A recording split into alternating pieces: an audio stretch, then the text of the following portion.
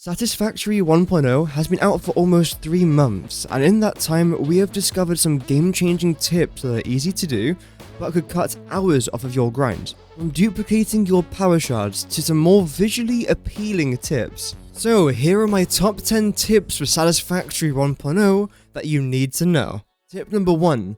Doubling your power shards. That is right, you can actually duplicate the amount of power shards you get. And very quickly, this video won't be containing any exploits, cheats, bugs, or mods. This is pure Satisfactory vanilla gameplay. Okay, fantastic. So let's get onto this thing. Let's add in our 1 blue power slug into here. And in case you don't know, 1 blue power slug gives you 1 power shard. It goes from our container into our constructor, then straight out of here should pop out 1 power shard. Fantastic. That is the basic way of doing this. However, there's a slight trick that we've used in this second constructor. So again, we are going to be adding just 1 blue power slug that then goes into the constructor, and in theory we're only going to get 1 power shard out of this thing, just like the previous constructor. Oh, that is right.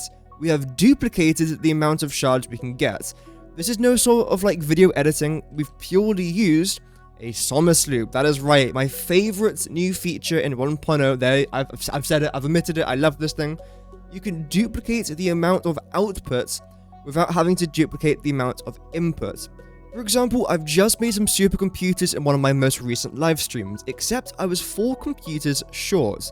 So what I did was I added my Somer's loop to this computer recipe, which I've had for ages, and now I can finally produce the right amount of computers without having to make any extra circuit boards or cable or plastic, which isn't really that difficult to make, but it just saves me on some time. Doubling the amount of shards you receive is absolutely fantastic, and because of that, I've now just got 858 lying around. It really is one of the best tips and tricks in Satisfactory 1.0. Tip number 2. Quadruple your alien DNA capsules. This might seem like a completely pointless recipe, but if you're interested in wanting more coupons from the Awesome Sync, this is an extremely important tip. So, your hog remains go into your alien protein in a 1-to-1 ratio. So, 1 hog remain creates 1 alien protein.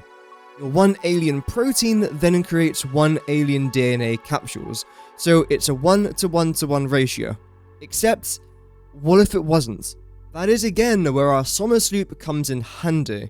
As we can see, we are turning all of our hog remains and doubling it into our alien protein. Let me give you the example here. So we've got 1 hog remains going in, fantastic. And then instantly it should be produced, there we go, fantastic, as it travels along the conveyor belt. There should be 2 of it, amazing, there is. And then now it comes to this second constructor, where it's then turning the alien proteins into the alien DNA capsules. And this also has a Somer's loop in it, which means we should be able to get ourselves 4 alien DNA capsules, just like that. So we've started off with 1 alien remain, and now we've got 4 alien DNA capsules. Now, if you remember, I did say that this is quite an important tip in regards to the Awesome Sync, and here's why. Hog remains that we use for the example, as well as spitter remains, stinger remains, and hatch remains, cannot be sunk in the Awesome Sync, which means that you get 0 coupons from these 4 items. Same as well with the alien protein. However, because we've turned all of that alien protein into alien DNA capsules, which can be sunk, you can receive 1,000 points for just 1 alien DNA capsule. And because we've used our multiplication trick twice, it means that we can now get 4 alien DNA capsules when before the Somer's loops we would only get 1, which means you can quadruple the amount of alien DNA capsules, meaning you receive 4,000 points for 1 alien remain, which is like incredible. I've used this trick a lot. As you can see, we need 29,000 DNA points just to get 1 ticket, whereas of course before it was like 1,000. And in here we've got 177 coupons, as well as an extra 437 coupons in here, and probably a good 100 coupons lying around somewhere. I need to sort out my storage area. In case you haven't realized, Somer's loop is incredible in Update 1.0, so make sure you are fully utilizing it in your factory. Just very quickly, if you enjoy videos like this and you want more guides, tips and tricks, then feel free to subscribe if you wish. You don't have to, but it's a good way to support the channel. You'll also get notified whenever I drop one of these videos. Thank you for all the continued support on the channel, but without further ado, let's get straight back into the video. Tip number 3. Use Mark 6 belts as a form of lighting. When it comes to lighting in Satisfactory, we are rather limited for choice. We've got our street lights, ceiling lights, floodlight towers, and our wall-mounted floodlights, which, unfortunately, isn't really a massive range to choose from. So what some people have done is they've started to use signs. That's right, you can use all different kinds of signs, light them up, add some nice metal pillars around it or whatever decoration you wish to choose, and there you go. That definitely does add a beautiful atmosphere to your factory. But this is a 1.0 video, so I thought I'd up the ante a little bit, and that's with using Mark 6 conveyor belts. It might look a bit rubbish from this point of view, but when you change the colour, then add some interesting shapes and bunch them all together, before you know it, you have got a beautiful sequence of just colours flowing between one another, shapes and everything, which I really like. And of course you can get rid of the conveyor supports there just to make it flow a bit smoother, but yeah, I absolutely love this. I mean, it definitely gives off like a cyberpunk sort of style, so if you are trying to go with something like that, then you might quite enjoy adding this. You can also make like a bunch of patterns here as well. Got a red and white striped theme. So this might look incredibly mid, but imagine that you have something like this stretching across the ceiling of your factory with multiple different colors. I don't know, I think it would look really cool. This is one of my favorite 1.0 tips that I'm very excited to share, and some of you creative players out there who are far better at this game than I am will probably utilize these Mark 6 conveyor belt ceiling lights in a much better way than I have. Also, not to mention they are extremely rapid, as you can see. I mean, they are very fast. I wonder, can you actually use it as a source of transport? Oh, actually you can. So there you go, you can use your source of light as a... I'm stuck. As a source of transport. Oh, there we go, we're free. Tip number 4. Always overclock your miners. This might sound like a very basic tip, but the amount of people that I see that don't do this makes me question my sanity. This is a Mark II miner on a pure iron node, meaning that we are getting 240 iron ore per minute. Meaning that when this Mark II miner on this pure node is not overclocked, we can feed it into 8 smelters, producing ourselves 240 iron ingots. This can then go into a constructor, where it gives us 160 iron plates. So, one Mark II miner on a pure node provides 160 iron plates per minute. Now let's see what happens when we overclock this thing. We can now produce 600 iron ore per minute, which goes into 20 smelters. Just from one node, goes into 20 smelters to produce 600 iron ingots. Meaning in total, we can produce 400 iron plates per minute from just one node. This is obviously a very basic example, but it's very clear to state when you overclock a miner, you are getting way more resources out of it than if you want to overclock it. So if you were to use your power shards for anything early game, it would be overclocking your miners, because you get more resources, which means that you can get more items from the nodes. Especially when you're in a place like the Dune Desert, where nodes are fairly spaced out, and you might not want to walk half a kilometer just to get to another pure or normal iron node. This tip, I wouldn't really call it a trick, because it's mostly just a tip, is extremely important, especially maybe if you are newer to the game and didn't know you could even do this. It's probably a good idea to mention that you can unlock overclocking in the MAM. You have to scroll down to the power slug segments, then click on this thing that's called overclocking production, where you can overclock and underclock as well. Yeah, very basic tip, but also incredibly important. Tip number 5. Do you choose between rocket fuel or ionized fuel? So very quickly we've hopped back over to our creative world to try and find the best fuel to burn in Satisfactory. And the answer is relatively simple. Whatever fuel has the lowest burn rate is the best. So in theory, regular fuel is the worst because it burns 20 per minute. So, on paper, the best fuel to burn in Satisfactory is ionized fuel. And that should answer the question, ionized fuel's better, fantastic, end of conversation. Except, is it? Well, this answer says otherwise, and I have made a full video talking about this which does go into depth a little bit more, so I do highly recommend checking this out if you are tempted to make ionized fuel or rocket fuel. because this might change your mind. So let's just start off with rocket fuel, and this thing is relatively simple to make. All you need is turbo fuel and nitric acid, and as a byproduct you make compact coal.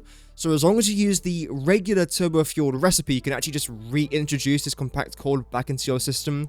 And to make the compact coal, you just need coal, sulfur, and well, that's it for compact coal, and then water and crude oil for the fuel part of your turbo fuel. Very simple stuff.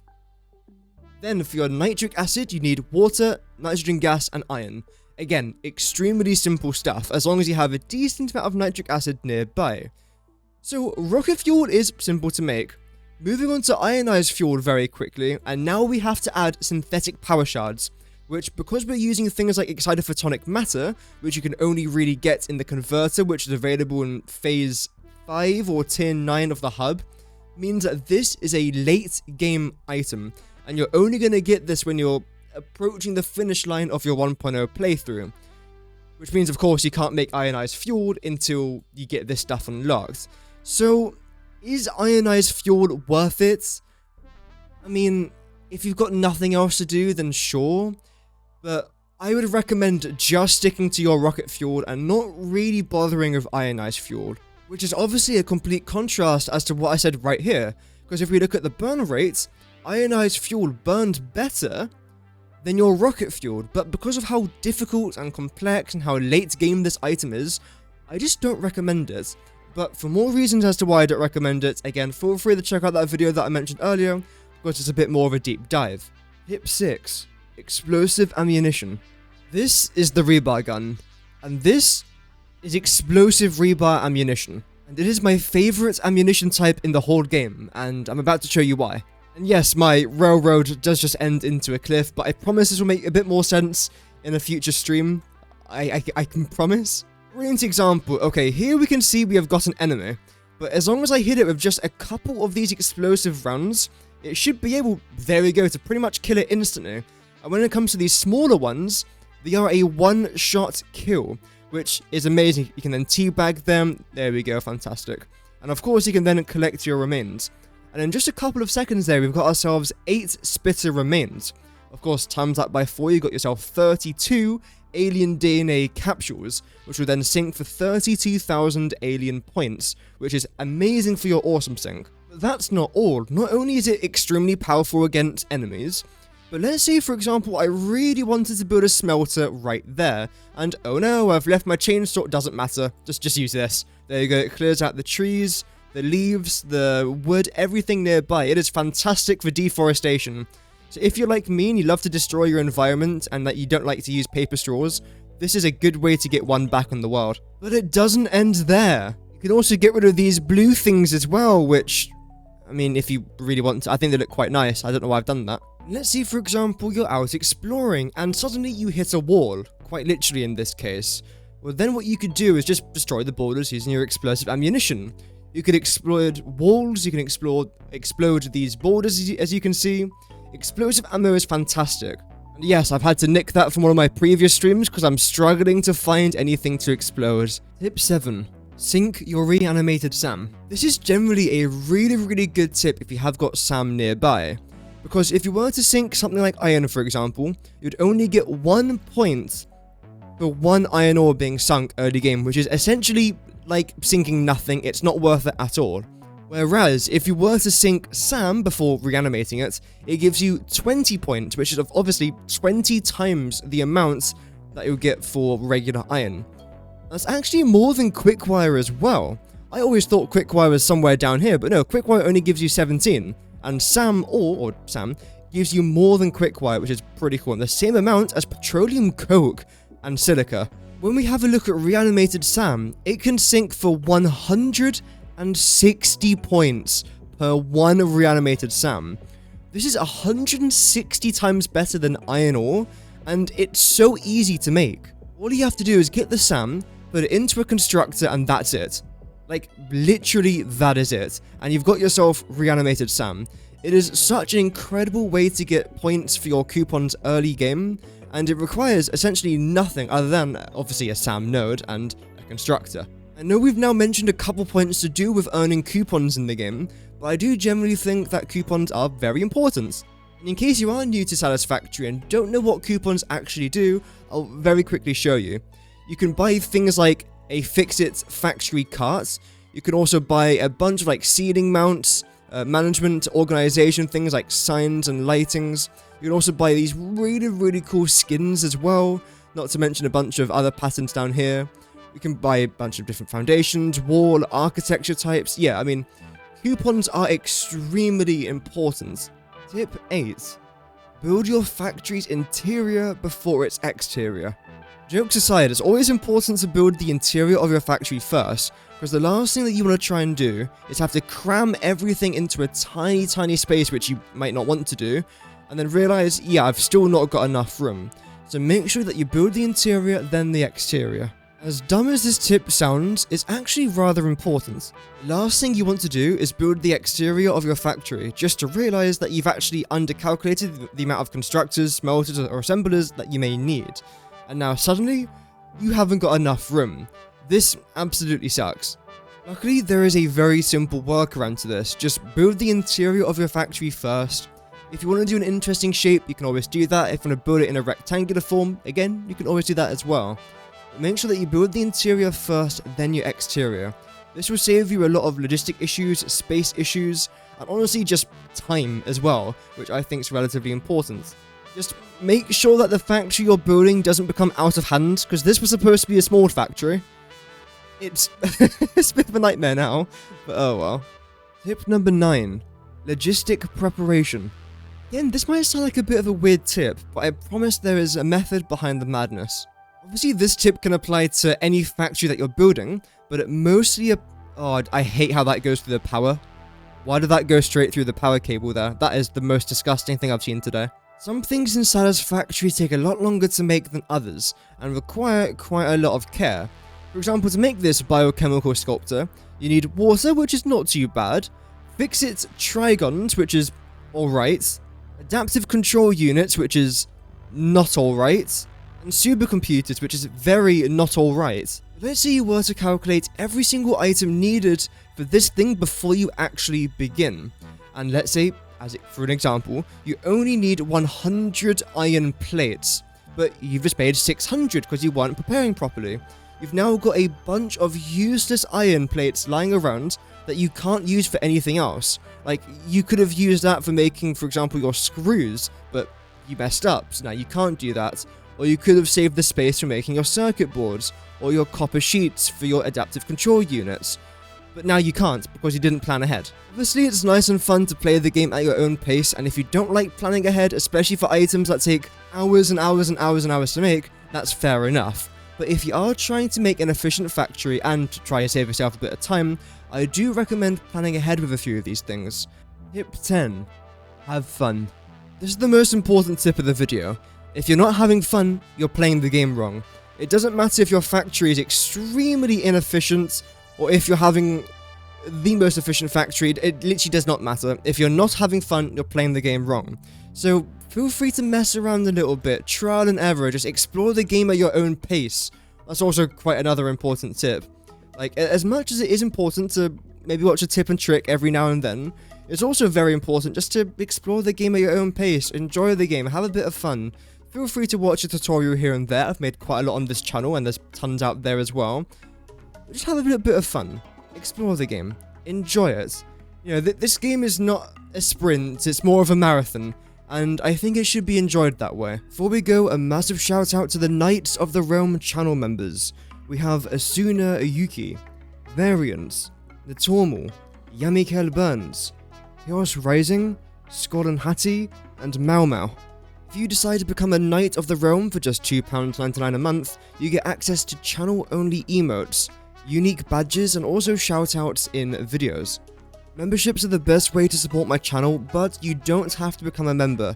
Even just by watching today's video, you are supporting the channel massively. Here's a couple more videos I've made that you might be interested in. Thank you so much for watching today's video. Have an amazing rest of your day, and remember, Godspeed.